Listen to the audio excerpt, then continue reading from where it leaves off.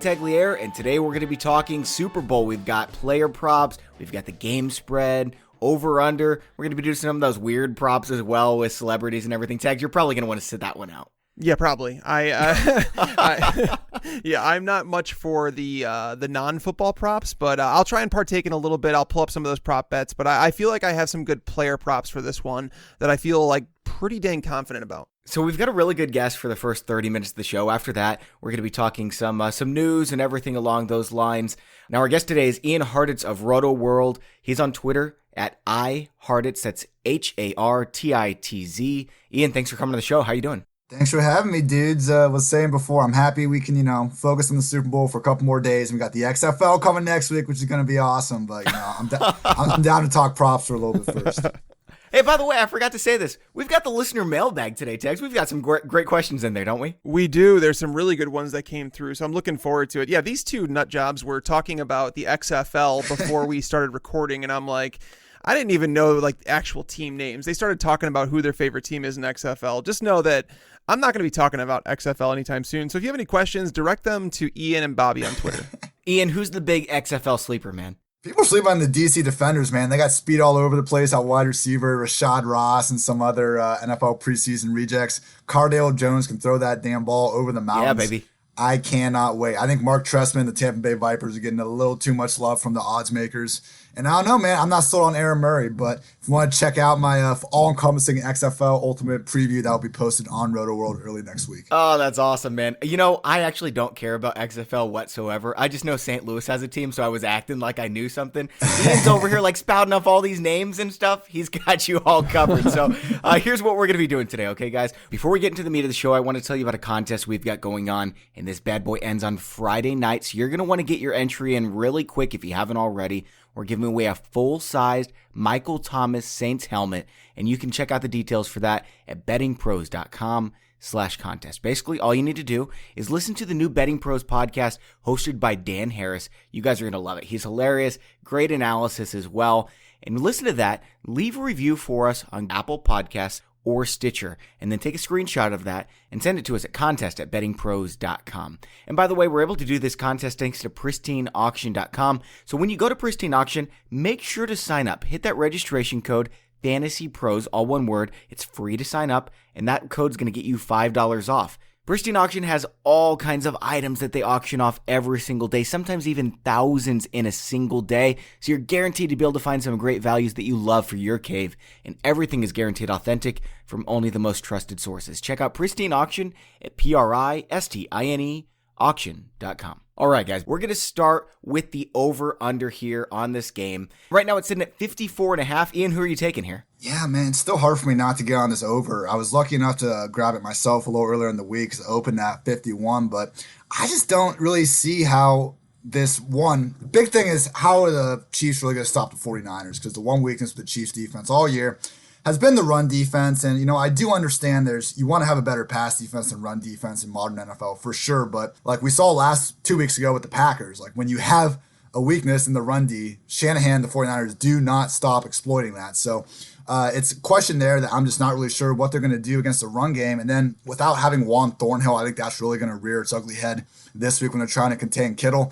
Then the other side of the ball, I mean, look, the 49ers defense, their ability to get pressure with only 4 guys is, second to none throughout the league. That pass rush is incredible. But if they can't second to the Chiefs have a better pass rush, man. Oh, I'm not going there. Yeah, maybe on some stats, but they're both awesome. The props in this game have the Chiefs projected for more stats. Vegas does. I saw that. More sacks than the 49ers. So Garoppolo takes more sacks than Mahomes. I think sacks is generally more of a QB stat than a defense stat. I like that prop, though, for the 49ers because I think we're going to see more dropbacks from Mahomes than Jimmy G. But I wouldn't go that far. But anyway, I think if they can't get to Mahomes very quickly, it's going to be problematic because Dan Orlovsky made a really good point on this. Like, the 49ers run more zone coverage than anyone. Chiefs run more RPOs than anyone. We saw Kyler Murray and the Cardinals actually kind of have some success against the 49ers this year when a lot of guys couldn't. And again, their whole defense is just based on getting that pressure. The cornerbacks sit on shorter routes. If they cannot get pressure, Richard Sherman, these guys are going to have to hang up in man coverage against some very fast receivers. I don't think they're going to be able to get done. So I like the over more at 51, but I'm still taking it now. All right, Tags, what are you going with, man? I am going to go under in this one. I feel like it's going to be a closely fought game. I don't think any team's going to risk things. I think Kyle Shanahan kind of probably learned his lesson where if they jump out to a lead, he's not going to be snapping the ball with 20 seconds left to give Patrick Mahomes the ball back with time on the clock. That's like a lesson learned, but I do anticipate the Chiefs being up in this game. We're going to get into the prop bets here shortly. I have this game finishing 27-23 Chiefs. So if I'm going to say it's 50, then I'm going to go with under. I think it's a popular thing to go the over, but I will say under. I'm going under as well. I've got the Chiefs winning this game by... The 49ers fans listening to this, by the way, are going to be so happy that I'm saying this because I went against them last round and I believe the round before that, and they're like, oh, good, bet against the 49ers. That way we can win again. Guys, I just think the Chiefs are the better team. I think they have the better defense. I think they have a superior offense. Well, I want to say that the reason I'm picking the Chiefs in this game is not necessarily because I don't believe the 49ers are a good team. I just believe that the NFL is trending more towards the offensive stats, and I think that's why we're seeing some of these bonkers numbers, and it benefits the offenses that play. So when you have Patrick Mahomes who's playing with the swagger that he's gotten back, because there was a lull in his production after he came back from that injury, and he just wasn't playing the same. Now we're seeing him run the ball. We're seeing him get some of that confidence back in his game. And when he's playing like that, I don't know if there's a defense in the NFL that could stop him. Well, the Indianapolis Colts did. The Indianapolis Colts were great against him, man. They only put up 13 points, but besides that, you look at what he's done all year. 40, 28, 33, 34. He got hurt in the Texans game. He was out for Denver, Green Bay, Minnesota. Then he came back 32, 24, 40. I mean, they're scoring 24 plus points. There's no doubt about that. I don't care who they're playing. Yeah, I would also know with that Colts game, I mean, Tyreek Hill wasn't there. And, I wouldn't call Tyreek the best wide receiver in the league or anything, but maybe the most impactful just because of how defenses need to really measure up with his speed. And, Byron Pringle was the leading receiver in that game, right? Exactly. And, look, I disagree with you. Like, I think the 49ers defense is for sure better than Chiefs. With that said, though, this Chiefs defense is much better compared to years past. They were able to get Chris Jones back in the AFC Championship game as well, which was huge. Frank Clark really didn't play up to his contract during the regular season. He's really come on to playoffs with 4 sacks over these last 2 weeks. They're at least good enough to kind of hopefully contain the 49ers. And then, I kind of agree with Tags here. When Mahomes is clicking like this, like, who can stop them? I'll say this for the Kansas City Chiefs. Since their bye week, they've given up a full touchdown less than the 49ers in as far as points per game goes. It's a pretty big difference. Yeah, 49ers haven't gotten healthier when it matters. They got healthier in the playoffs. They got Quan Alexander back, Jaquiski Tartt, and oh my gosh, D Ford, excuse me. But they're awesome, man. There's no doubt about that. The only weakness I found in the 49ers like going into the playoffs was they ranked 22nd in missed tackle rate. But I think getting those healthy guys back helped. But with that said, man, like the Chiefs are one of the last teams you want to miss a tackle against because, Hardman, Hill, whoever it might be, they can make that mistake into 6 points really quickly. So I'm going 30 for the Kansas City Chiefs, 19 for the San Francisco 49ers. What are you going with, Ian? I am going Chiefs 31, 49ers 27. Nice. Okay, so you've got the over there. So we hit the spread, we hit the over-under. Let's go to these player props. Okay, these are not the crazy ones yet. These are stats for certain players, and we're each going to give 2 of them. Ian, why don't you give us one first, and then Tags, you'll get one, I'll get one, and then we'll go back around for another round. Kind of a crazy player prop. I'm mixing it a little bit, but Matt Breida, first rush attempt, I got over 3.5 yards. And it's plus 130 at the book I'm seeing, which I just don't get. I mean, the guy averaged 5.1 yards per carry this season. Over the last 3 seasons, it's literally Aaron Jones, Nick Chubb, and Matt Breida as the most efficient rushers. Like, the guy has been really good on a per carry basis his whole career. I understand it's Raheem Mostert's backfield. We just need 1 rush attempt. And with Tevin Coleman coming back from a dislocated shoulder, pretty safe to me that we're going to see Breida get at least a handful of carries. And Jeff Wilson has been active since week 15. We've talked about the Chiefs' rush defense kind of being the weak spot of the league. I just don't see any reason why this line is a full 1.5 yards below his career average and you're getting plus odds. So, it's going to be exciting. In the second quarter, we see Matt Breida trot out for that 3rd and 16. He's going to get 9 yards in that draw, and you all can thank me then. Nice. I like that a lot, man. But here's the thing. Like, how many times has Matt Breida gone for 15, 20 plus yards because he's so dang fast? I mean, that really adds up to that total. I would say more often than not, and I don't have the stats in front of me, but just watching the game, more often than not, he gets stopped for fewer than 3 yards. It's just those big plays really add to those yards per carry. So it's entirely possible. He is 31st in success rate, so I hear you there. I still think getting plus odds at that number is just the deciding factor for me. Yeah, that makes plenty of sense. You are bold, my friend. I cannot. I wouldn't be able to bet on something like that just because like it's just like it's almost like touchdowns to me. There's such a happenstance thing where I prefer the whole game sample, so I'd rather do a touchdown. Yeah, but it's not prop. like something that's going to be super safe. It's overtime. It's circumstantial. If this was to be simulated 100 times, how many times would it happen? Am I going to make money on that? That's the expected value. Well, it's circumstantial though too. Like let's say that the handoff goes to Matt Breida and like he fumbles the handoff and it falls on the ground. He picks it up and he takes a loss for 2, and you're like, oh no. Like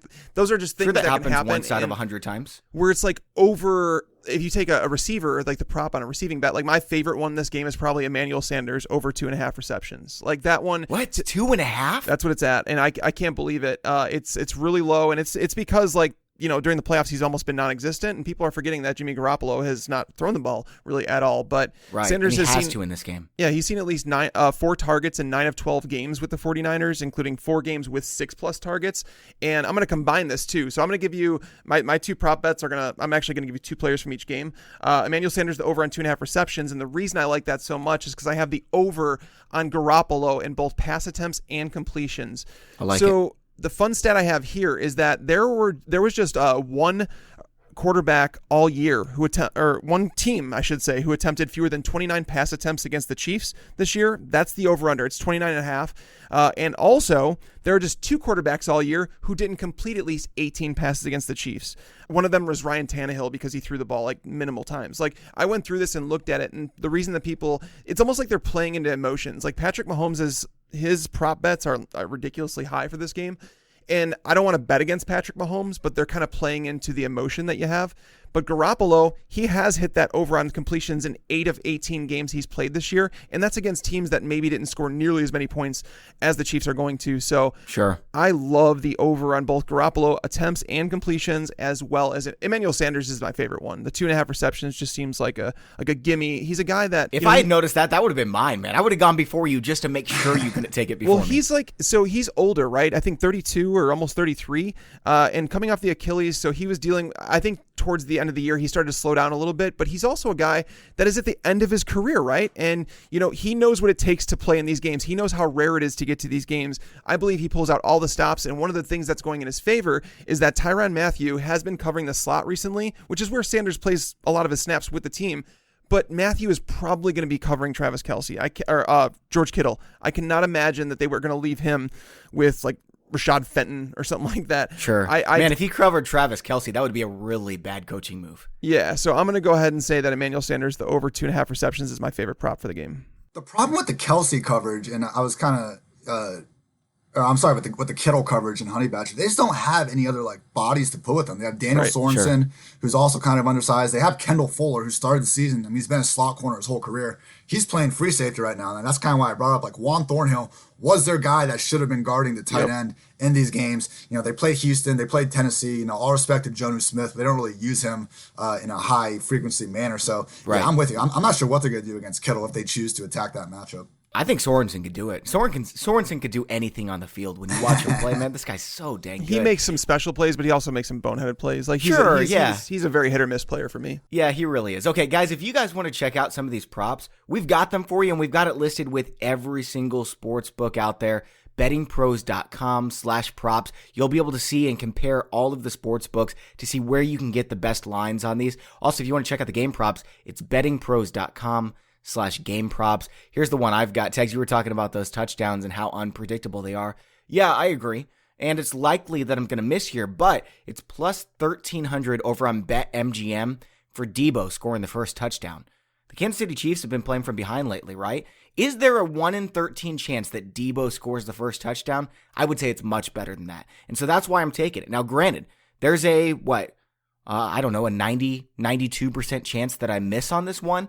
But overall, I think that my expected value of a return is positive. So I'm taking Deebo Samuel plus 1,300 for the first touchdown. I like that call a lot. I was looking at his anytime touchdown odds, and plus 170 is kind of what I was seeing.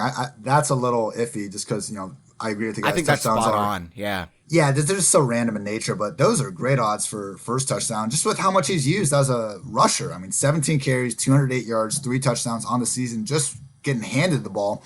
And we know what Shanny does, like everything setting up his players with scheme-wise, but Deebo is just a legit really good player, period. I mean, only Lamar Jackson broke more tackles than Deebo Samuel this season among all non-RBs. Are you serious? Yeah, man, I love the call. Whoo, holy cow. Tags, we know that Deebo was just on fire to end the season. He was the number 4 fantasy receiver from week 10 on. Yeah, no, I like Deebo a lot, but I would also say that the Chiefs have been better on the perimeter than they have been in over the middle of the field, to whether it beats tight ends or slot receivers. So knowing that Deebo doesn't travel into the slot a whole lot, I'm not opposed to the bet. I mean, the odds sound about right to me. I'd say they're better than 1 in 13.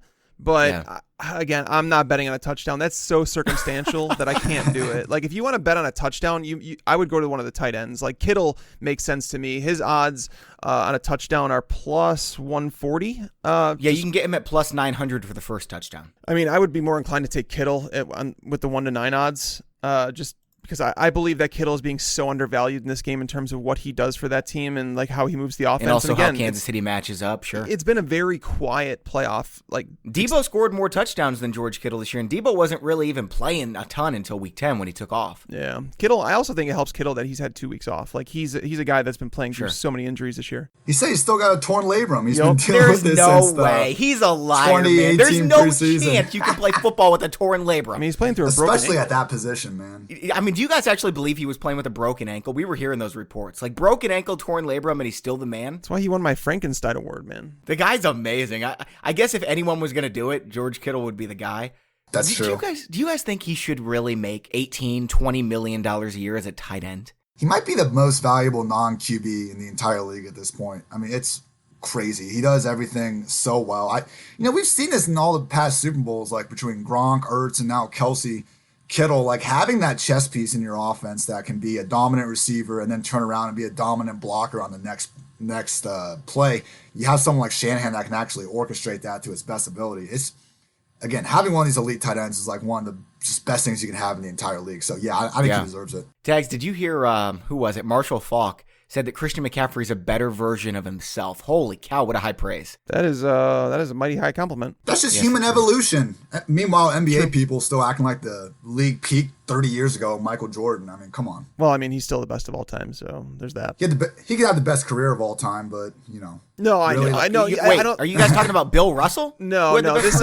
Basically, the idea. I'm with you in terms of the idea, though, is that you can't compare players from different eras just because, as you mentioned, evolution. But, okay, By the way, you're wrong about George Kittle. It's Tyron Smith is the most important non-quarterback in the league. But let's move on. We'll go to the next player prop. Ian, who do you have? All right, I got over 2.5 players to throw a pass at plus 150. We know we're getting Mahomes and Jimmy. That's 2. Now, the Chiefs this season, they had their punter throw a pass. They had Sammy Watkins try to throw a pass, but he ended up getting sacked in the divisional round. We've seen Kelsey do it before. The 49ers had trick plays for Dante Pettis and Emmanuel Sanders.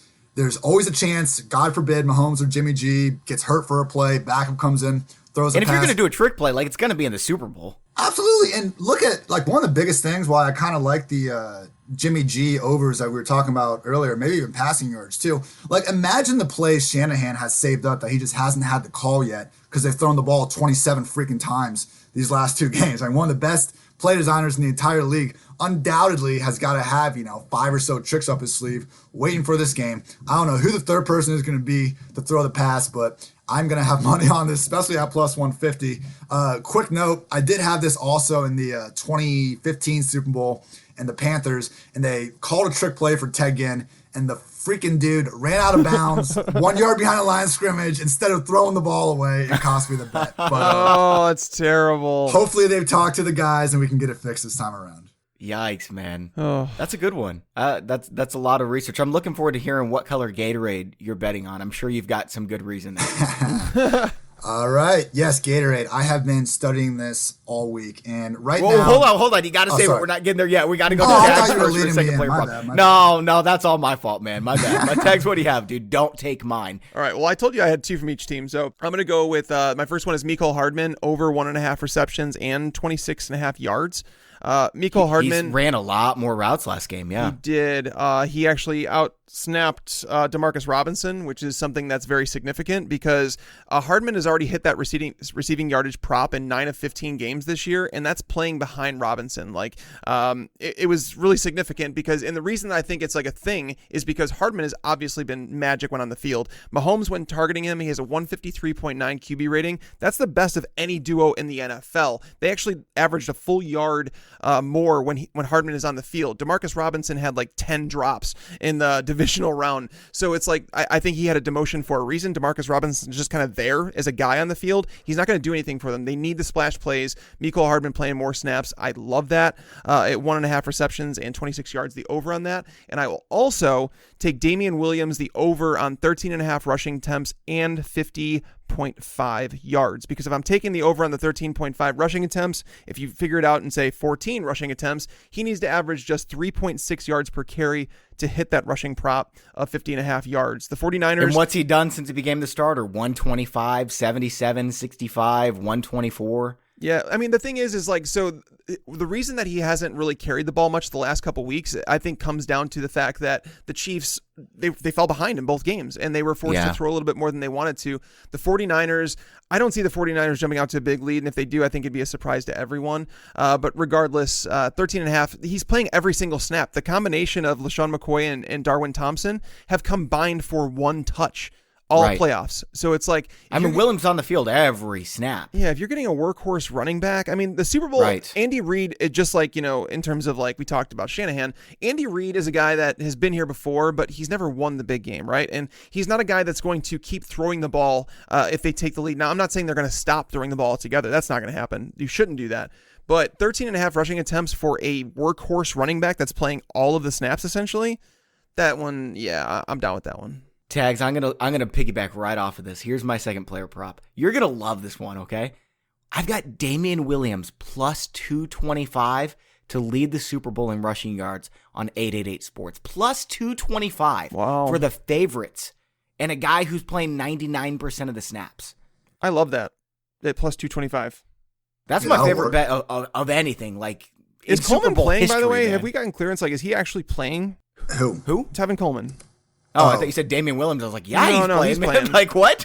It sounds like he's going to give it a go, but, I mean, Shanahan's already kind of calling it a pain tolerance thing. We've seen this story with running backs this year. Jordan Howard, Jamal Williams. Like, it's not easy to come back from a shoulder, and I kind of throw rib injuries in there, too, and expect the guy to, run into the teeth of a defense more than a couple times. So I think maybe he'll probably be active, but I would guess more like emergency RB3 more than anything. Even if he's not, though, Matt Breida is quite good.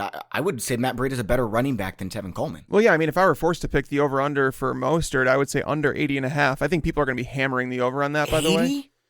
Yeah, it's just... that's huge, man. I mean, they're playing into the emotions. People are coming off that game where he scored 4 touchdowns, goes for over 200 yards, and it's like the Cinderella story. But the truth be told, with this backfield, it's been so unpredictable throughout the year. You've seen games with Mostert getting 20+ touches, and he did phenomenal. The next week he gets 12. Same thing with Coleman. He was a guy that was getting a lot of touches, and then they cut him off. Divisional round, 22 touches. I would not be shocked if Matt Breida comes out and gets 15 touches in this game. Like, that's just how unpredictable it's been. So, and if they fall behind, I don't think that Mostert's their best receiver. And by the way, if you guys want to smash that prop, you can go to bettingpros.com/props and you'll see it. You can just hit the drop-down buttons, click most rushing yards for player props. You'll see Damian Williams over there. He's plus 146 on DraftKings. And you go over to 888 Sports and it's plus 225. Wow. Sorry, go ahead, Ian. Yeah, I was going to say, I mean, I agree. The 49ers backfield really all season has just been a hot hand approach, whereas with Kansas City, I mean, Damian Williams has been the guy pretty much all year. He's just kind of had some on and off injuries. Ever since he came back and, towards the later second half of the season, he hasn't been quite the same 3-down role he's been in the playoffs, but he's still clearly been the featured guy. Like, I agree. It could be Breida over Mostert if that's kind of the way things are going in the first quarter. I don't see any scenario where Thompson or McCoy even come close to matching what Damian's going to get. Right. So what you're basically saying then, with the 49ers being so unpredictable, is Jeff Wilson for Super Bowl MVP? No way in hell. But I did this like Playmaker article where I kind of just looked at like what players have the highest rate of like big plays and touchdowns on their touches, because I wanted to find a way to kind of show how good Mecole Hardman had been. And yeah, Mecole was number one player in the league. He's got 6 touchdowns of 30 plus yards this season. I mean, it's ridiculous. But Jeff Wilson was actually popping up really high on it. I mean, the guy's only gotten like 20 or 25 touches this year. He probably won't even be active this Sunday. But when he did get the ball, like he usually did good things with it. So hats off to Jeff Wilson. Mm-hmm. All right, fellas, we're going to move into the non-football props here in just a moment. But first, I want to tell everyone listening about Thrive Fantasy. I love this new game concept. You guys are going to love it too. Come hashtag prop up on Thrive Fantasy for the big game.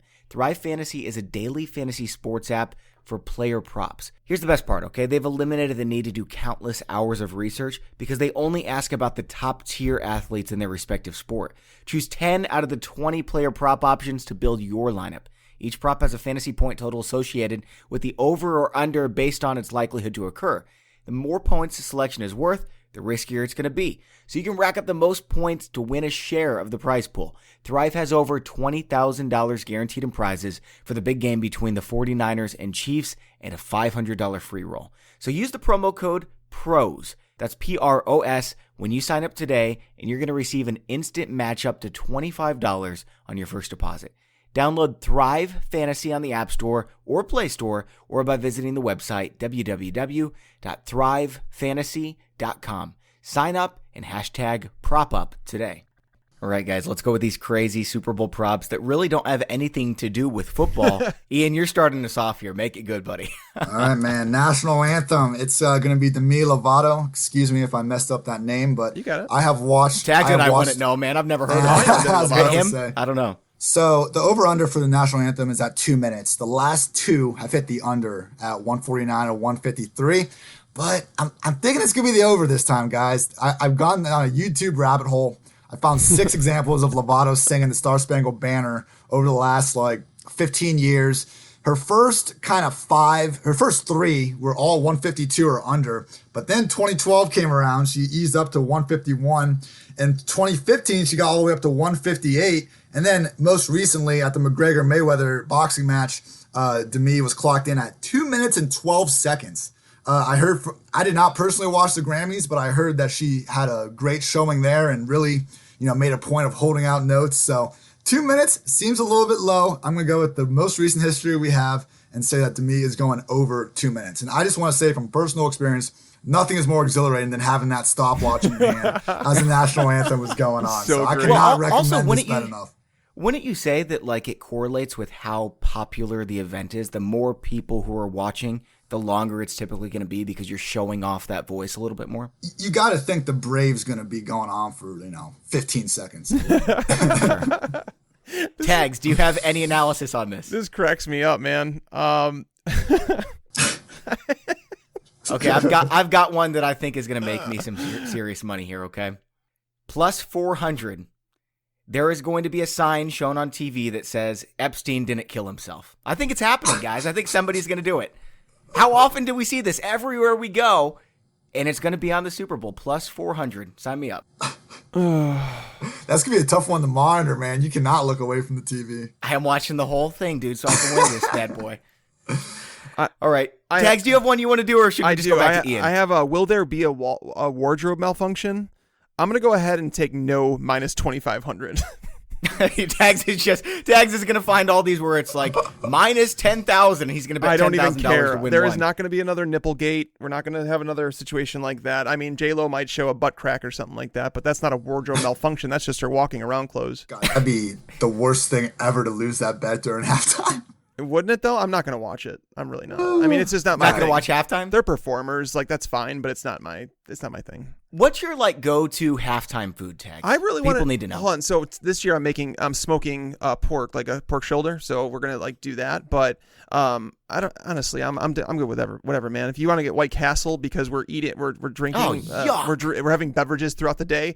That usually is one of the better drinking foods. But yeah, I want to know why the NFL can't do a band like Metallica. Metallica, I think, is generational. They've been around for a long time. They can still play. They put on a hell of a show. Why can't Metallica play the halftime show? I don't know what to tell you, man. I don't know why George Strait can't play the halftime show. Well, they've had country artists before. I'm just talking about a rock. I don't know. I never pay so attention, long. but George Strait over Metallica. No, ew, stop. Bring it on Twitter at Bobby Fantasy Pro. No, bring it. No, Ian. The hell, Bobby? Ian, would you take Metallica over George whatever Strait? Yeah, obviously. Thank you. I don't even know who George Strait is. He's a country artist. Right, I know that. Man. You know exactly who George Strait is. You've got posters of him in your bedroom. Oh my god! Every country song sounds the same, man. I'm out on that genre as a whole. Dude, I will fight you. I will fight you over this. Hey, Ian, what do you eat at halftime, man? What's your go-to? So I've gotten turned on the jalapeno poppers lately. Nice. Shout out to my Bears Bus tailgate crew, but I've gotten turned on to that. It warms you up and they just taste good. Yeah. And it's like one bite food, so you don't have to worry about forks and all that. Nice. Yeah, what about you, I Bobby? like that. What are you eating at halftime? Tell me it's not pomegranate or something like that. I mean, if there was pomegranate there, heck yeah, I'd eat it, dude. But I've never seen pomegranate at a Super Bowl party. Because it's terrible. That's why. There's always chili there, so I'm sure I'll have chili and just, even if the chili's not great, I'll just pour a ton of hot sauce in there. But more than likely, what I'm looking for is that buffalo chicken dip, man. Or just straight up buffalo wings. I don't care if my hands get all messy. Like, I'm here to watch football. You know what I mean? So, yeah, my mouth is watering big time right now. Give me like 20 chicken wings and I'm happy. I don't need no vegetables or anything like that. I cannot stress how much better that take was than that George Strait atrocity. Yes. I was just messing with you guys about the George Strait You thing. are so full of crap. okay. I don't even listen to music. It's like sports radio or nothing. He's so full of crap. All right, let's go. One more of these crazy props each. Mine actually has a little bit to do with football. I have one. All right. I'm going to let you guys save yours because yours is going to be better than mine. I'm going to go ahead. There's a prop that you can bet. Will Pitbull make an appearance on stage? So here's what I'm going to do. I'm going to bet yes minus 200. And it's a win-win situation for me because if he doesn't show up on stage, it's a win for me. If he does show up on stage, then I win money. So I'm rooting for him not to show up on stage, but I'm betting. It's almost like if you have your favorite team in the Super Bowl. My uncle did this like years ago, right? Emotional hedge. Yeah, the Bears were in the Super Bowl against the Colts, and he called me and talked to me about the game. I'm like, I don't want to bet on the Bears. He's like, no, I'm actually betting against them. He's like, it's a win-win. If the Bears win the Super Bowl, great. If not, I win a lot of money. So he bet the Colts, and it was a smart thing to do. So I kind of learned from that and said, I'm going to bet Pitbull making appearance on stage because he's from Miami and all that stuff. But and he just seems to be everywhere.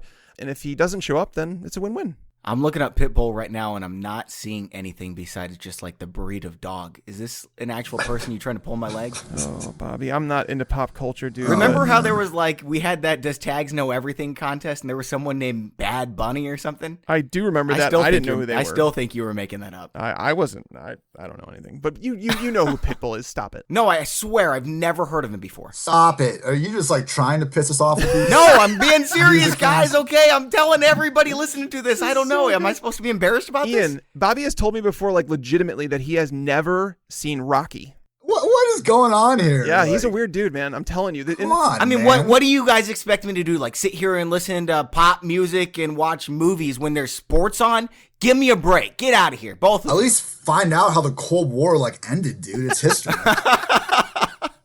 It's so good. All right, Ian, why don't you give us... Actually, we're going to save yours for last because yours is a lot better. I feel really bad about saying this one, and also I really don't want to be rooting for it, but I just think it's easy money, so I'm going to take it. Player to leave and not return due to concussion, plus 120? What? Oh. How's that possible? How is that not the favorite? I got a better one that's a little bit less egregious than that. You can do roughing the passer penalty. Yes, is plus 135. So you can still hope for a little bit. Okay, I'll trade it for that one because I really don't want to be like, oh yeah, he's ruled out for concussion, but I really think it's going to happen. It always happens. Right. It does. I mean, yeah. I wonder how many games. If you were to, did you do research on that, Bobby? If you were to in every game, look over the 16 by 16 or whatever it is, or how many games? It's got to be more than 50-50. I would guess that it's in 3/4 of the games at least. I'm not positive though. Yeah, I saw they just released the concussion stats at the end of the year. It was slightly up from last year, but the trend is still going down from 3 or 4 years ago. So yeah. Nice. All right. So what's your final prop, or do you have a couple more, Ian? I got one more that I have poured my heart into this week, and it's the Gatorade odds. All right. The favorite right now is lime or green yellow at plus 275. Then we got clear and red at plus 300, blue and orange are plus 400, and if you're really feeling real crazy, purple is plus 1400. So at the AFC Championship press conference after the game, Andy Reid had a bottle of red Gatorade sitting right next to him. He's the Kool-Aid man. Come on. Yeah, it'd be so on brand if they douse him with Kool-Aid instead of Gatorade, but I'm not sure how that factors into the prop. Right. But So Well, he had just the red says Gatorade color there. of liquid dumped on the coach. Well, so I brought this to attention because I thought it might be a tell. One of my Twitter followers, whose handle I forget, apologies, but they claim they talked to a trainer recently, and this point makes sense. They said they won't put red Gatorade on the sidelines to avoid players spilling it on white jerseys and getting confused for blood.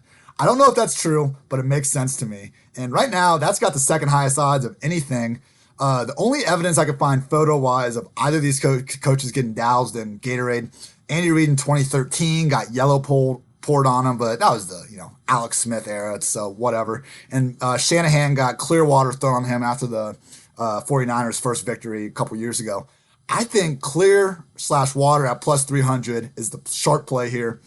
Everyone's going to go at red because both teams are red. The Chiefs and 49ers. That's what I was thinking, yeah. Exactly. But we have the, insider, may or may not be true, Twitter user giving me some help. May or may not be true. And I think we need to ride with this guy. All right, guys. Clear/water plus 300 for the Gatorade prop. Ian, thank you so much for taking the time to come on the show, man. Thanks for having me, dudes. This was fun. I'm happy to talk XFL with you guys anytime. You and Bobby could have okay, that Tags, podcast. that's all you, buddy. No. Actually, you know what? We'll have Kyle Yates and Dan Harris do that one. There we go. I like that better. Yeah. All right. And guys, follow Ian on Twitter if you haven't already. He is almost at 30,000 followers. I don't know why this isn't 10 times as much, but you guys can get him there. He's at Ian Hartitz on Twitter. I'm at Bobby Fantasy Pro, and Mike is at Mike Teglier NFL. Thanks again, Ian. All right. We're going to transition over here in just a second to the listener mailbag, but first, thanks to Grammarly for supporting our podcast. Grammarly is a communication tool that helps people improve their writing to be mistake-free, clear, and effective. They encourage everyone, even the best students and top professionals, to use Grammarly to do their best work and accomplish even more of their goals.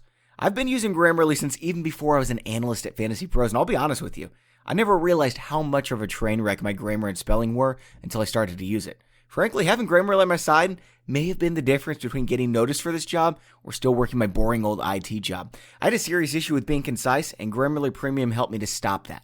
Look, I don't care how smart you are, Grammarly is going to make you improve yourself while looking and sounding smarter. You can show your best self across a number of platforms, including the online browser extension, the desktop editor, and a mobile keyboard checker too. It works with Chrome, Firefox, Safari, Edge, iOS, Android, Windows, and Mac. And the free version checks your spelling and grammar, but the premium version is incredible. Listen to this. It adds advanced punctuation, style within context, helps with your vocabulary, conciseness, as I mentioned, readability, and even structure. Accomplish your goals with the help from Grammarly and stop making those email typos on your phone. Close more deals at work this year with your emails or polish your resume to get a great new job just like I did a few years ago. Go to Grammarly.com/FantasyPros to get 20% off your Grammarly Premium account today. That's Grammarly.com/FantasyPros for 20% off your Grammarly Premium account. All right, guys, and now we're going to transition over to the listener mailbag. We're going to have a little bit of fun with this. There's a lot of football stuff in here as well, but Tags, we got to start with this one from Aaron Hansen on Twitter. Waffles or pancakes? I'm going to throw in another one, okay? Yeah. French toast. Well, that's a game changer right there, because waffles and pancakes don't have anything on them, right? You just put the butter and you put the syrup on them. But French toast, that's different. Like that's where it's at. Like if you're gonna throw French toast into it, it's got to be French toast. But okay, so French toast would be your number one. It would be my number one. But in terms of waffles and pancakes, it really depends on the person. To be honest, like I fully understand. Like so, Bobby. You know, like when you go to school as a kid and your mom makes you like this peanut butter and jelly sandwich, right? And then she puts it in the lunch bag and then it goes in the bottom and it gets all smushed down, right? And then like you open it. Some kids, my wife, like she hates that still to this day. Me, I loved it. Like I absolutely love when that happened. So that's kind of like the thing between like pancakes and waffles. It's like, do you prefer like a harder breakfast type treat or like a softer one? Me personally, I'd say waffles is number 2 and then pancakes number 3. I'm a big crepes guy, man.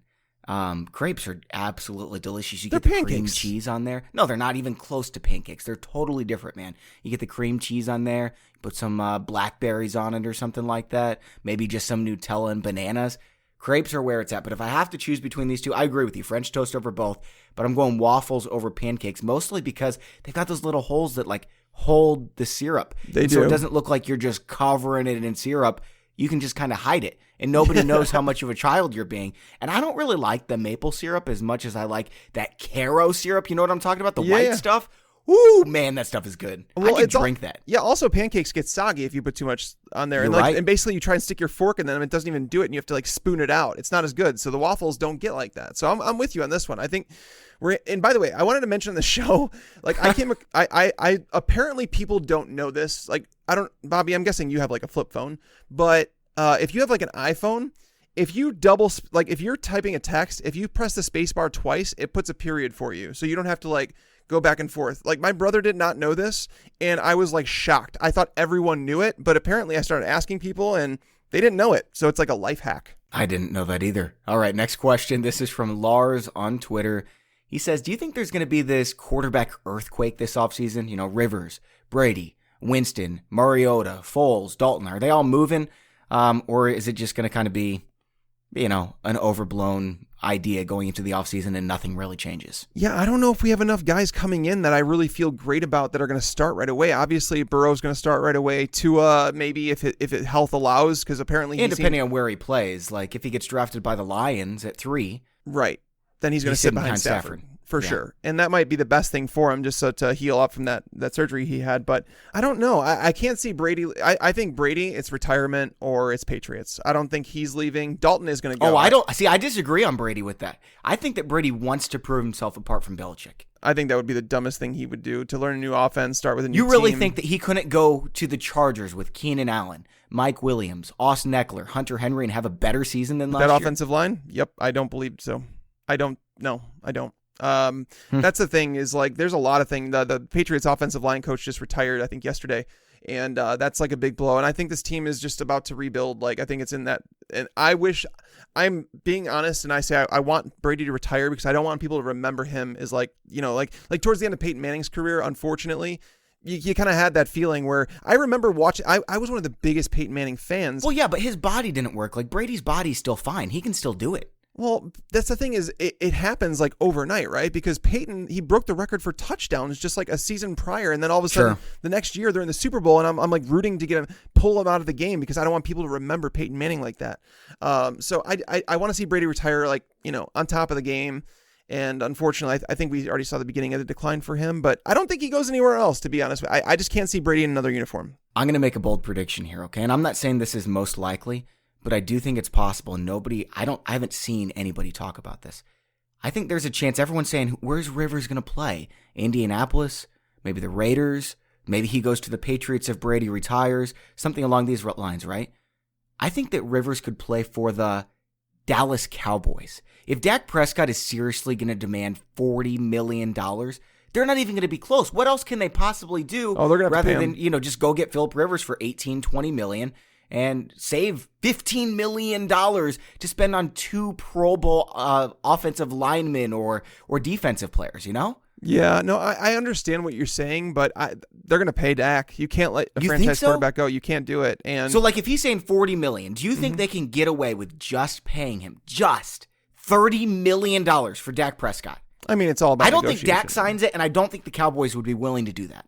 No, I mean, the question is, can they fit both Dak and Amari? And I think their priority is going to be with Dak, obviously, because like, you know, a quarterback, they can't move on without him. I could see Rivers playing for the Colts because Brissett's extension that he got with them was 2 years, $30 million. That's nothing crazy. That's like a Mike Glennon contract in a way.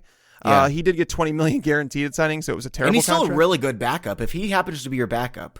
Yeah, not bad, but I think we saw as the year went on, he's just not it. So I would like to see Rivers in a Colts uniform. I think that would make sense.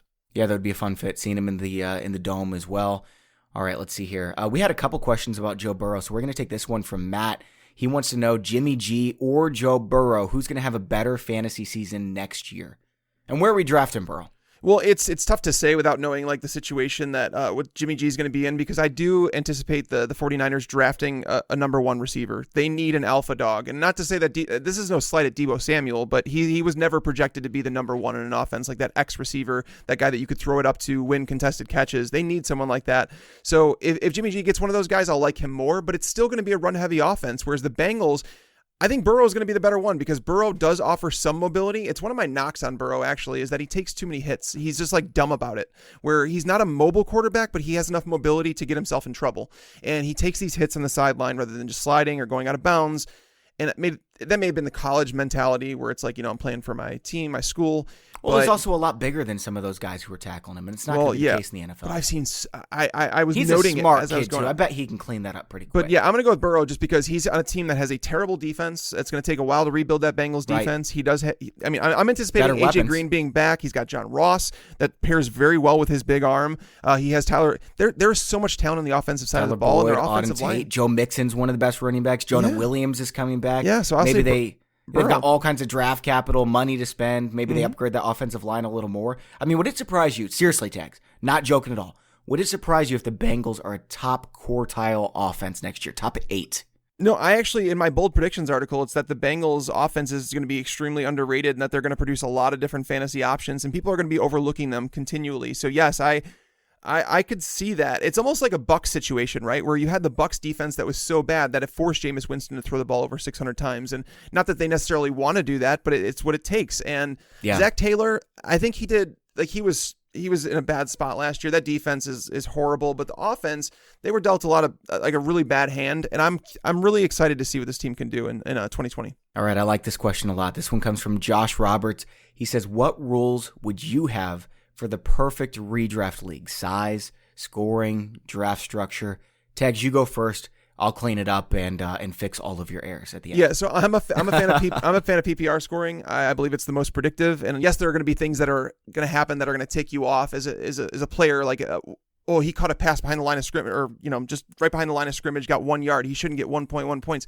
Yeah, that's going to happen, but you're also going to have a lot of random stuff when you go to standard. It's why a lot of people are starting to switch to half PPR and full PPR. Yeah, you just want to reward the best fantasy players, and the best fantasy players are the ones who can predict what will happen. Yes, they do it continually, and they rack up those receptions. So I do prefer PPR scoring. The size is 12 for me. It's getting closer to being okay with 14 teams. I like 14. Yeah, but 12 is a good. The reason I like 12, it's like, scraping your friends and like you might start inviting people that you wouldn't necessarily want. But I think 12 is a sweet spot where it's like you have a good core of friends that you could play with. And it's true. And there's a good amount of players out there for that. Like 14, though, here's my thing.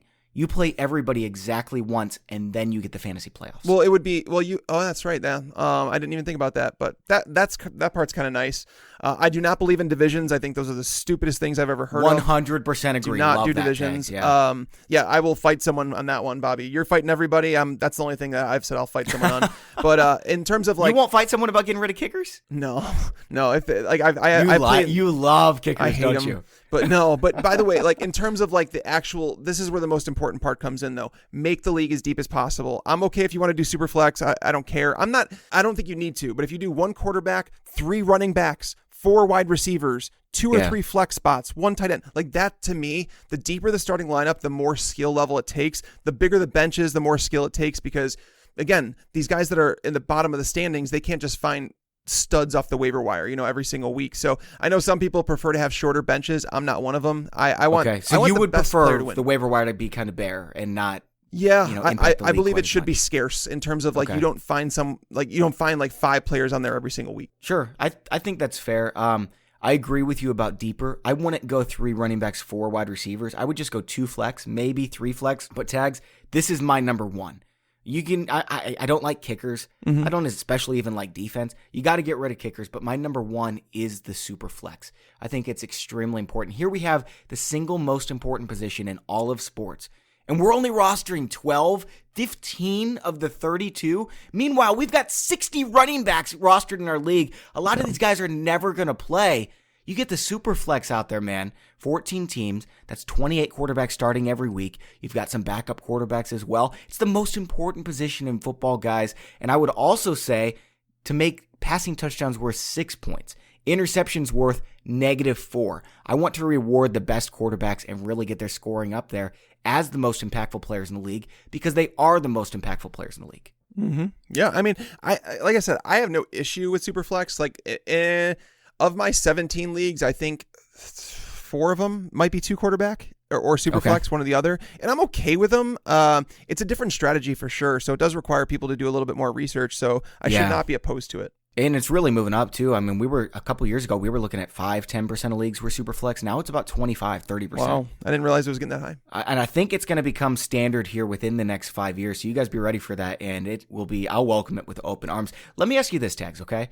How do you feel about the tight end position? Should we just get rid of tight ends and then just make them wide receivers? No, I don't want to do that. And I know some people have talked about that, but I think that's part of it, right? Like the idea of drafting someone like Kelsey or Kittle or Ertz, in the first couple rounds, it's a strategy thing. I like having more strategy, yeah. Yeah, and so if you eliminate that, it's really not. You kind of bundle them in with wide receivers, and it's just like, it's boring. Where I'm not necessarily usually the guy that takes tight ends early, but this year, like looking at everything, if I don't get a workhorse running back at the end of the second round where I'm looking, I might get Kelsey or Kittle there, and I might be okay with that because I think we're getting to the point. And there was another question that came in. I know we're not going to talk about it in specific, but he was asking, it was a very top heavy running back, wide receiver, tight end thing.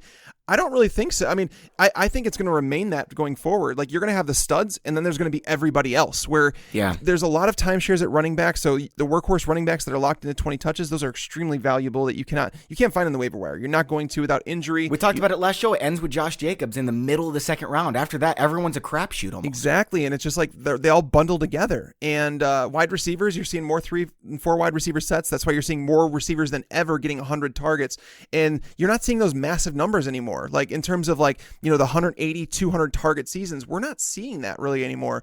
So unfortunately, I think running backs are becoming so much harder to get your hands on. And if you try and trade for a running back in season, good luck because people just don't trade them. You're right. Hey, Tex, I got another one that I think you are going to jump all over that we you passed over probably because it's so obvious to us, but a lot of people are still playing in leagues where the championship is week 17. No. That's an absolute no-no, isn't it? I did it the first year I played fantasy because it was the first league I put together, and I didn't really know better. And then the first year, after doing it the first year, and this was a long time ago where teams didn't rest players as much as they do now. They still did, but I learned my lesson. It was never again. Just understand, guys.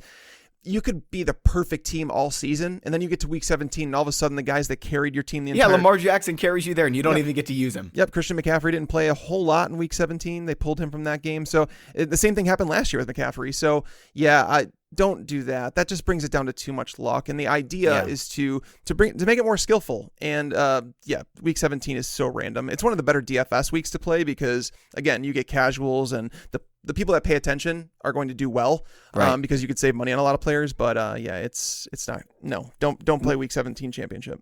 One more question in regard to league settings, and Josh, thank you for the question. This was a lot of good content, I believe. Draft structure.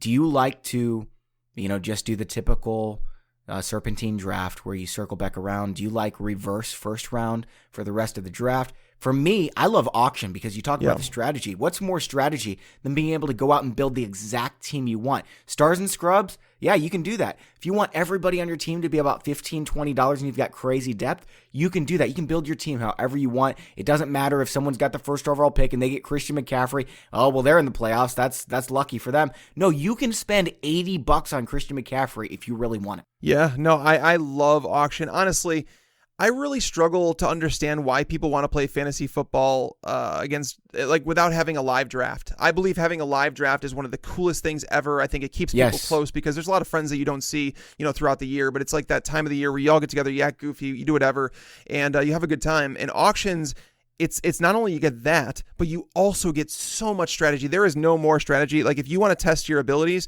play in an auction league with people that know what they're doing, and you're going to find out. It's getting interesting as time goes on because as I mentioned, you have those studs and then you have everybody else. I'm curious to see how much these players, like someone like Christian McCaffrey, is going to go for next year in drafts. And I imagine it's going to be extremely high, but it's a challenge from there on out. But I think the stars and scrubs idea actually can work more than ever just with the way that the NFL is trending. So auctions, if you can do it, honestly, and if you're starting a league, do a live draft. Make sure that everybody that you talk to is willing to work with you on dates and start a Google document where you can all put your dates in there that you're unavailable and just find the one that there's nobody busy and you just make it that day, get together. And I promise when you leave an auction, it's more fun than a Super Bowl party. Yes. The only people that will not like auctions are casual players. And that's why you don't want them in your league anyway. So find out. I do. It's easy money, but the thing is that's why casuals hate it. They will hate having the fact that they don't like having to prepare. But if you're listening to this podcast, if you can convince your home league to do an auction, believe me, it's going to give you a major, major advantage. I agree with that. All right, Ben, we're back to the food question. This one's from Stick Stomper. He says, you can have one, but you have to give up the other for the rest of your life. Pizza or tacos? I am never going to give up pizza. It's one of those reasons, like, people talk to me about the what's that the fad diet right now, keto. People have talked to me about that. They're like, combine that with your intermittent fasting. I'm like, no, I'm never going to give up pizza. Wait, there's people out there who gave up pizza? Oh, I mean, you can't eat bread. Oh, dude. Yeah, so they make like... If you are listening to this podcast and you gave up pizza, you explain yourself to me right now on Twitter, at BobbyFantasyPro. What in the world are you thinking? I would never do that. So I do like tacos. I like steak tacos. I like regular beef tacos. But I would give them up before pizza 100%. Well, here's the thing. You can give up tacos and still have tacos, because what's a burrito? A burrito is a closed taco. And burritos are better than tacos. Nachos. Nachos too. Nachos are well. If you get like a hard nacho, if you like eating hard shell tacos, like the hard shell meat tacos. Oh yeah, see, I don't do that. No, you eat hard shell tacos over soft shell. No. There is no hard shell steak tacos. It's all soft shell. And by the way, I'm team corn, not team flour. Are you corn? Wrong or flour? Again. But it's okay, man. Like, we're talking about yummy food. You can have your own opinions. I won't fight you over this. Okay, yeah. Corn tortilla, like soft tortillas for the steak tacos. But when it comes to like making meat tacos at home, yeah, we're gonna put it in like an old El Paso taco and the taco shells. And there's ones that stand up on their own. I love them because I don't need like a holder because otherwise they just fall over, and that's not fun. Tacos are good, man. Like, they're good, but just give me a burrito instead, and I'll take pizza hungry. for the rest of my life. You know what you could also do? You can make taco pizza. You can't make pizza tacos. No, you can't do that. All right, we're back to football. This one comes from Jim. What player do you feel can be a late round running back that can crack the top 12 PPR next season? I'm going to go first on this one, so you have a little bit of time to think about it, okay? Yeah. I'm going to go with a guy who did it, not this year, but the year before, and he's still extremely young. It just depends on how they use him. He's got this kind of upside. It's Tariq Cohen. He was a top 12 running back in 2018 as a 23-year-old. He was. It's so different because they're using David Montgomery in a way that I never thought. But Tariq Cohen just didn't it didn't really work. Like, maybe they changed their mind and he gets 80 receptions again. Well, as of right now, I mean, I think it would be easy for me to say Raheem Mostert because, like, he's in terms of like he's actually one spot ahead of Cohen in our ECR, but people are just slow to react to that. But yeah, Mostert would be my choice there. I think he proved himself obviously later in the year, and if they're going to ride with one, it would be him. I think Breida. I want to say his contract's up after this year. Tevin Coleman is very cheap. He's not very good.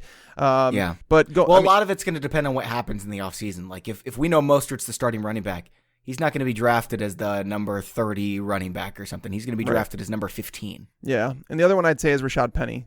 He's going to go really late because of the ACL. But he's someone that Chris Carson, I mean, coming off the hip injury, like that's a real injury. And if he doesn't return the same player like that, he's a bruising running back, right? And dealing with that type of injury, I don't know how he's going to bounce back. And Rashad Penny, towards the end of the year, they were starting to lean towards him. You remember that before he got hurt? And it was like... Yeah, because Carson was fumbling so much and Penny was just as good. Yeah, and they drafted him in the first round. I mean, they have him on that rookie deal. Why not use him up? So Penny is one of those guys. There's also those backup running backs. Like, let's say something happens to Sony Michel or Ezekiel Elliott. We've got Damian Harris still. I think, right? Burkhead's going to be gone. He could definitely be Damian Harris season. Alexander Madison if something happens to Dalvin Cook. Tony Pollard if something happens to Zeke. Let's say Mark Ingram's gone and something happens to Gus Edwards where they just hand over the reins to Justice Hill. He could be an RB1. Justin Jackson if Austin Eckler gets hurt. Raquel Armstead if Leonard Fournette, the glass running back, gets hurt. There's a lot of guys like that. I don't think it's one of these, low-end running backs who's starting, or Darius Geis or Devonta Freeman. The idea is that you want to tie yourself, like, in terms of, like, the majority of the time, what happens 80% of the time, if you want a top 12 running back, I think actually the number might be 73%, come from top 12 scoring offenses. So you need to find an offense that's going to score points if you're going to search for that breakout running back. That's why Sony Michel was, like, a guy that I really was willing to bet on last year, and it turned out to be wrong. He looked terrible. That's why Damian Harris is like one of those guys that I don't know why he didn't get a shot this year. I hope that there's not something that we're not seeing behind the scenes that's going on with him because he is a very talented guy. And if that offense, gets it together, the Patriots have been a top 12 scoring offense for as long as I can remember. Mm-hmm. Yeah, you're absolutely right about that. Maybe they were just trying to give him a whole year off so his whole body could recover because these guys come from Alabama and they're so beat up. And then you get a fresh talent like Damian Harris. Yeah. All right, let's go to some dynasty questions, okay? This one's from Derek. He says, I'd be interested to hear your takes on Alvin Kamara's outlook in dynasty PPR. How would you compare him to someone like Saquon or Christian McCaffrey? Is he a tier or two below, or is he still right up there? Yeah, he's a tier below those guys for sure. Those guys are workhorse running backs that are getting 20-plus touches a week. The thing is I don't see the Saints drafting a running back with any sort of equity. That's a team that's built to win now, and they do have Latavius Murray under contract. I think they signed him to a 3 or a 4 year deal. I can't remember which one it was, but he is aging a little bit, and Latavius Murray is going to slow down a little bit, whereas Kamara is he's in the prime of his career. And I think what would happen this year is we saw him come back from that ankle injury too soon. And then towards week 15, 16, 17, he looked like the old Kamara that we all know and love. And he's playing for Sean Payton. The question is, it's the same reason I was worried about Michael Thomas in Dynasty. It's like, what happens when Drew Brees retires? Because we did see a little bit Kamara drop off when Brees was not in the lineup this year, whereas Michael Thomas was able to remain stable. So the offense would slow down a bit. It wouldn't score nearly as much, and so it definitely would lower his appeal. But I've heard some people trading away Kamara for like the 105 or 106 pick this year. I wouldn't do that at all. I'd keep Kamara. I'm probably going to stick with Kamara. Like if Kamara was thrown into your rookie draft this year, I still think I might take him 101. Just depending. I'd take him 101. Yeah, it depends on the landing spots, because you could get a DeAndre Swift that lands in a spot that you're just like, oh, this is magical, and he's going to get 20 touches a game and all that. Where would that be? That's the thing. I'm just now starting to get into like the depth charts and what contracts are expiring. So there were a few questions that came in, and I'm sorry we didn't get to those. Oh, like Tennessee. Okay, so maybe they don't re-sign Derrick Henry and they go get Swift. Yeah, okay, I'd take him 1-1 over. For sure, because he's Kamara. a guy that can catch passes, and he's also someone that's obviously going to get it on the ground. There's a few running backs. I don't even know if Swift's my favorite running back. I mean, I don't all know those if he top is 3 running backs. Yeah, the landing spot, that's the thing, is so many dynasty players want to tell me that talent, you need to evaluate the talent. And I'm like, that's like legitimately. Well, yeah, if you'd Saquon Barkley, sure. We evaluate it in order to like suggest what we think teams might want to go after. But in the end, the number one thing is landing spot. Number 2 is opportunity in that landing spot. And then number 3 is actual talent evaluation. Yeah, yep. So there's just like a lot of things that go into it, including where they were actually drafted. Because if you get a running back that's drafted in the 5th round, there's no priority to get him on the field. Yep. All right. This one's from DJ to Equinox. He wants to know what he's supposed to do with Cam Newton in Dynasty. This is a good question. Throw him in the garbage. I don't. I mean, he's going to start next year. And when he plays, he's going to be a top 12 quarterback. I disagree with that.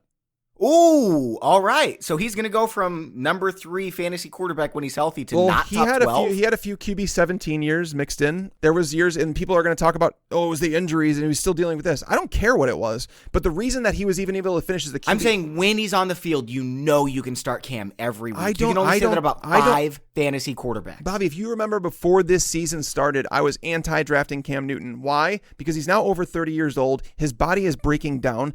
He was a force to be reckoned with back in the day, but he is not running for 600 yards in the season anymore. That's not happening. So if you he's get a going guy to be that 31 years old, coming off a season-ending foot injury. Never had a good, accurate arm to begin with. He has a big arm. He does have receivers at his disposal, but he has had them. Like DJ Moore was there, Curtis Samuel was there, Greg Olsen was there in his prime. So I mean, I'm not saying he's always had the best receivers, but this offense revolves around Christian McCaffrey now. Sure, I think that's fair. But I mean, last 3 seasons that he's played, he's averaging 540 rushing yards, 5 touchdowns. Even if that goes down to 404, his passing got so much better last year. He's got some weapons. I think he's going to be a top 12 quarterback when he's on the field. So I'm acquiring Cam Newton right now in Dynasty if I can. I mean, if I have him in any leagues, I will trade him to you. Okay. But I mean, I'd be happy to have him. Now, granted, Superflex, I'd be much happier to have him than, just a standard QB league. I wouldn't go out and trade for any quarterback unless you can get Lamar Jackson at a discount. Someone thinks regression's coming. Yeah, his touchdown rate's not going to be as high. You know what that means? His rushing touchdown rate is going to be higher. So Lamar Jackson is going to be great moving forward next season. Let's see here, Tags. I got one more Dynasty question, then another one to end the show here. Okay. What is the best roster size for a 10-team Dynasty startup league? Are we looking at like 20 players, 24, 30? No, in a 10-team? 10-team Dynasty. I'm going 32 players, Tags. Yeah, I would say at least, I would actually say 35. In a 10-team, that's so incredibly thin. Like, there's going to be a lot of guys still on the waiver wire that can contribute. I play in 14-team leagues with like, it's 36-man roster, and that's a little bit out there. That's like you're scraping for stuff. I think if you do a 12-man, if you do 30-man rosters, it's like, okay, I'd prefer 32. But when you go to 10 teams, I believe you need a minimum of 32. But me personally, 35. Yeah, I have no problem with that. And some of the people listening are going to be like, 35? Are you kidding me? Yeah, there's nobody available on the waiver wire, but you know what? It's all about building that depth and getting the young guys that you believe in. And it's just so much more fun. It's the closest thing you can get to being a real life NFL GM. And isn't that kind of why we play fantasy football? Is we want to simulate that process? Yeah, to make us feel like we're in control of our team. And that's the part where I like deeper rosters in Dynasty, just because I feel like you're able to hold on to players that you believed in during the draft process, and maybe they didn't pan out. Like, you know, like for you, Kevin White, you believed in him and you thought that he would eventually pan out. Me with like Devontae Parker, people were dropping him in shallower dynasty leagues, and I was the one buying him. I was going out in there getting him for pennies in the dollar because I was like, I had him in every league, so I just kept him. Yeah, there's no way I was getting rid of him. John Ross was another one I doubled down on last year, where people were selling me John Ross for a 3rd round pick. I'm like, absolutely, because 3rd round picks in dynasty drafts you have like less than a 5% chance of hitting a player that's going to do anything. And I liked John Ross, and he was a 1st round pick just a couple years ago, now tied to Joe Burrow and, you know, a new offense. So, yeah, I mean, that's why I like those, just because you're able to hold on to players that you believed in for more than like 2 seasons, you know? All right. This is an important question. This is from Travis Sumter. And he says, when are you guys going to do another listener league mock so we can ruin Bobby's streak? Travis, I want to say this to you right now. It doesn't matter who you bring up against me.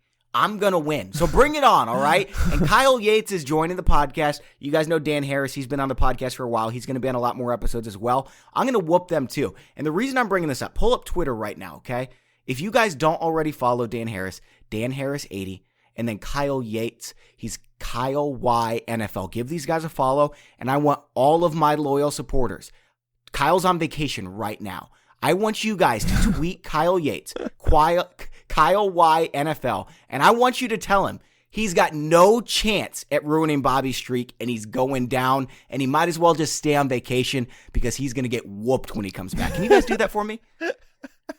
I hope some guys do it just so Kyle can come on. And I mean, I don't know if we've ever done a mock draft show with Kyle, but we haven't. And Kyle's really smart. He's a lot of fun. He's a really good guy. I'm really happy to have him on the team, but him talking trash, not going to fly. I'm going to whoop him. You guys let him know. Bobby knows the system. He knows how to beat the system. I built the system.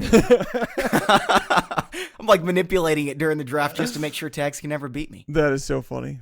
All right, man. That's all for today's show. That was a lot of fun, Tags. It was.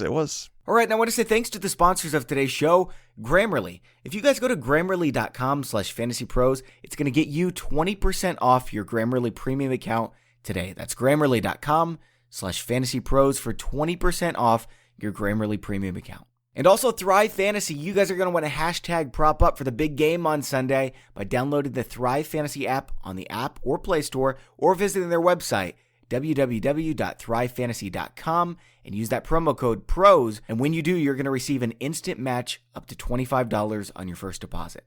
And also Pristine Auction, don't forget to check them out as well. You're going to love their site and all the options they have for you to bid on some gear to add to your cave. Check out pristineauction.com. That's PRISTINE auction.com, and use that registration code FantasyPros, all one word, for $5 off. And lastly, don't forget the contest for the signed Michael Thomas full-size Saints helmet ends this Friday, so make sure to enter by going to bettingpros.com/contest for details, or you can just leave a review on Apple Podcasts or Stitcher of the new Betting Pros podcast with Dan Harris and take a screenshot of that and send it to us at contest@bettingpros.com. For Ian Hartitz and Mike Tagliere, I'm Bobby Sylvester.